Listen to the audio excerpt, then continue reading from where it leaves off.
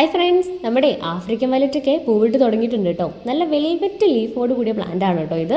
പല കളേഴ്സിൽ നമുക്ക് അവൈലബിൾ ആണ്. ഇപ്പം തന്നെ ഇതാ ഒരുപാട് കളേഴ്സ് നമ്മുടെ ഇവിടെ വിരിഞ്ഞിട്ടുണ്ട്. നല്ലൊരു അടിപൊളി ഫ്ലവറിങ് പ്ലാന്റ് ആണ് കേട്ടോ ഇത്.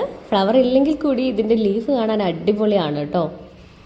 ഇൻഡയറക്റ്റ് ആയിട്ടുള്ള നല്ല ബ്രൈറ്റ് ലൈറ്റ് കിട്ടുന്ന സ്ഥലത്ത് നമുക്ക് വളർത്താൻ പറ്റിയിട്ടുള്ള പ്ലാന്റ് കൂടിയാണ് കേട്ടോ ഇത്.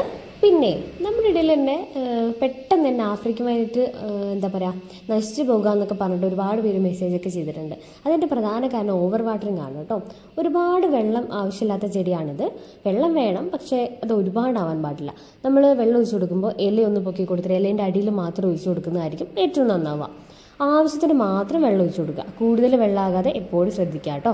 നമ്മളൊന്ന് നന്നായിട്ട് ശ്രദ്ധിച്ചാലേ അടിപൊളിയായിട്ട് വളർത്താൻ പറ്റിയിട്ടുള്ള ഒരു പ്ലാന്റ് ആണ് കേട്ടോ ഇത്. ഇതിൻ്റെ പ്രൊപ്പഗേഷനും വളരെ സിമ്പിളാണ്. ഇല ഉപയോഗിച്ചും നമുക്കിത് പ്രൊപ്പഗേറ്റ് ചെയ്യാം. അപ്പോഴേ നമ്മുടെ നഴ്സറിയിൽ ഇതേപോലെ പോട്ടിൽ വരുന്ന പ്ലാന്റ്സും അവൈലബിൾ ആണ്, ജിഫി ബാഗിൽ വരുന്ന പ്ലാന്റ്സും അവൈലബിൾ ആണ്.